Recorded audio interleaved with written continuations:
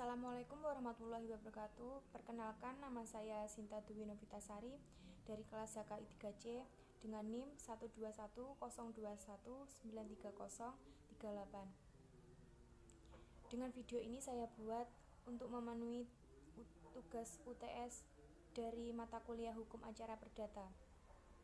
Di sini saya akan memaparkan tentang eksepsi dan bantahan pokok perkara. Ada 4 poin yang akan saya paparkan. Yang pertama, pengertian eksepsi dan bantahan terhadap pokok perkara. Kedua, bantahan terhadap pokok perkara. Ketiga, jenis-jenis eksepsi. Dan keempat, tujuan eksepsi. Yang pertama, pengertian eksepsi dan bantahan pokok perkara.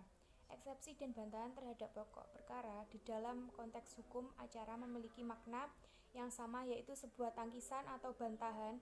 Namun di dalam eksepsi formalitas gugatan, yaitu jika gugatan yang diajukan mengandung cacat atau pelanggaran formil yang mengakibatkan gugatan tidak sah, yang karenanya gugatan tidak dapat diterima.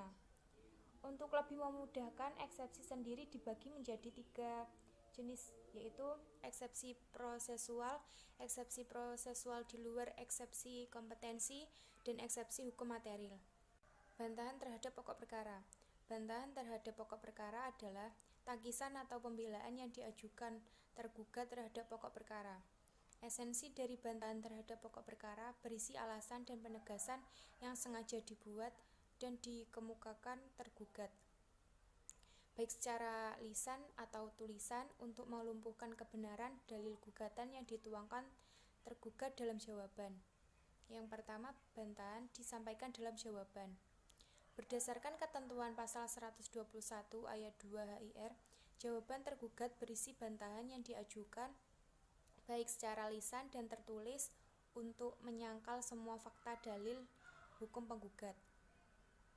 Proses pengajuan bantahan yang merupakan proses jawab-menjawab digariskan dalam pasal 142 dan pasal 117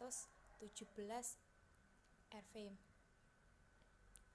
yang memberikan kesempatan para pihak untuk menyampaikan surat jawaban, replik, dan duplik, dan sebagai konsekuensi asas audi alteram partem. Suatu bantahan dalam sebuah jawaban berisi tentang ketidakbenaran dan atau kebenaran dalil penggugat. Isi dari jawaban penggugat dapat berupa: 1. Jawaban penggugat disertai alasan-alasan yang rasional dan objektif. Yang kedua, membenarkan sebagian atau seluruh dalil-dalil gugatan penggugat. Ketiga, membantah dalil gugatan atau bantahan terhadap pokok perkara atau melumpuhkan kekuatan pembuktian tergugat yang disertai dengan alasan-alasan kebenaran dalil gugatan atau peristiwa hukum yang terjadi. 4.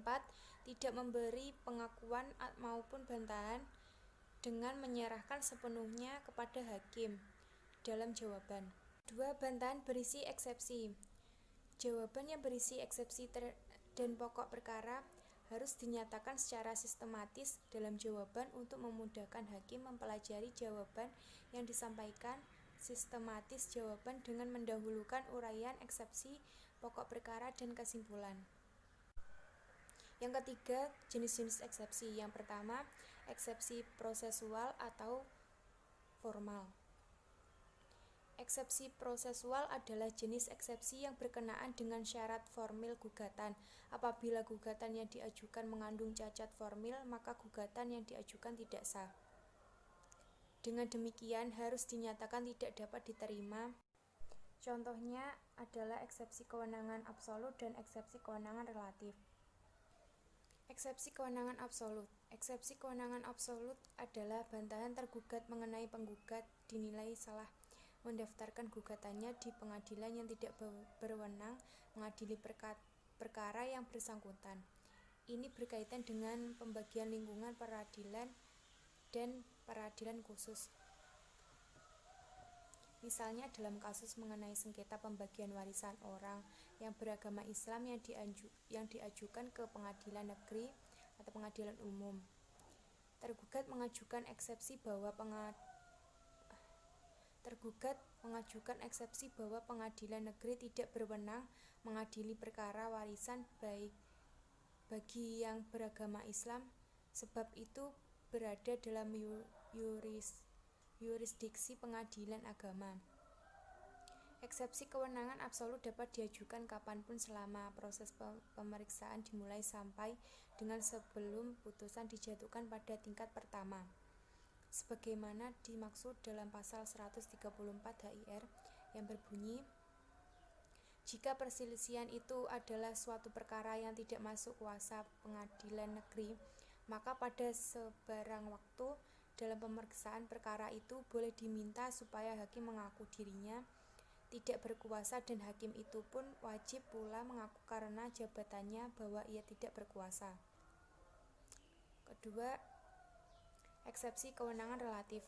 Eksepsi kewenangan relatif adalah bantahan tergugat yang menyatakan penggugat salah mendaftarkan gugatannya di pengadilan yang tidak berwenang mengadili perkara yang bersangkutan. Tetapi yang berwenang adalah pengadilan lain dalam lingkungan pengadilan yang sama, misalnya tergugat dalam hal ini berdomisili di Jakarta Selatan, namun gugatan diajukan di pengadilan Jakarta Pusat yang seharusnya gugatan tersebut diajukan di Pengadilan Negeri Jakarta Selatan.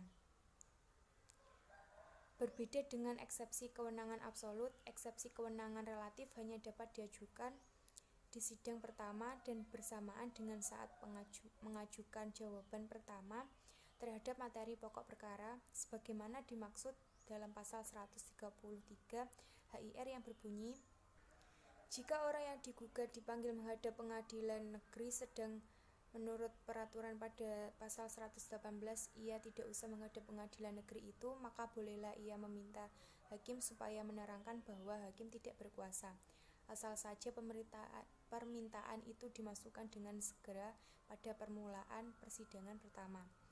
Permintaan itu tidak akan diperhatikan lagi jika orang yang digugat telah melahirkan suatu perlawanan di lain. Eksepsi prosesual di luar eksepsi kompetensi terdiri dari beberapa bentuk, yaitu eksepsi surat kuasa khusus tidak sah, eksepsi error in persona, eksepsi ne bis idem, dan eksepsi obscur libel.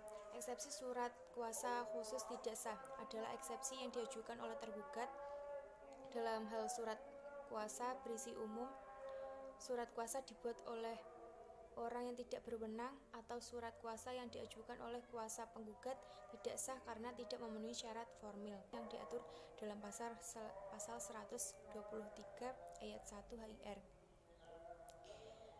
Eksepsi error in persona adalah eksepsi yang dilakukan oleh tergugat dalam hal penggugat tidak memiliki kapasitas atau hak untuk mengajukan perkara tersebut, atau pihak yang digugat adalah tidak memiliki urusan dengan perkara tersebut, atau pihak yang digugat tidak lengkap. Eksepsi ne bis idem adalah eksepsi yang diajukan oleh tergugat dalam hal perkara yang digugat oleh penggugat sudah pernah diajukan dan sudah dijatuhkan putusan yang berkekuatan hukum tetap. Eksepsi obscur libel yaitu eksepsi yang diajukan oleh tergugat dalam hal gugatan penggugat tidak terang atau isinya tidak jelas, contohnya tidak jelas dasar hukumnya, tidak jelas objek sengketanya, petitum, tidak rinci, dijabarkan dan dipermasalahan, antara posita, wan prestasi atau perbuatan melawan hukum. Ketiga, eksepsi hukum material. Eksepsi hukum material dibagi menjadi dua, yaitu exception dilatoria dan exception peremptoria. Exception dilatoria yaitu eksepsi yang dilakukan oleh tergugat dalam hal gugatan penggugat sebelum dapat diterima untuk diperiksa sengketanya di pengadilan karena masih prematur, dalam arti gugatan yang diajukan masih terlampau dini. Exception peremptoria adalah eksepsi yang diajukan oleh tergugat kepada penggugat yang dapat menyingkirkan gugatan karena masalah yang digugat tidak dapat diperkarakan. Contohnya, perkara yang diajukan sudah lewat waktu atau kadaluarsa untuk digugat, perjanjian yang dilakukan mengandung unsur penipuan, perjanjian yang dilakukan mengandung unsur paksaan atau uang, si penggugat sendiri tidak melakukan prestasinya, dan sengketa yang digugat sedang proses pemeriksaan juga di pengadilan dengan nomor perkara yang berbeda. Dan keempat, yang terakhir, tujuan eksepsi. Tujuan utama pengajuan eksepsi agar pengadilan mengakhiri proses pemeriksaan tanpa lebih lanjut memeriksa materi pokok perkara. Pengakhiran yang diminta melalui eksepsi bertujuan agar pengadilan menyatakan gugatan tidak dapat. Sekian pemaparan dari saya, ada kurang lebihnya mohon maaf. Semoga bermanfaat. Wassalamualaikum warahmatullahi wabarakatuh.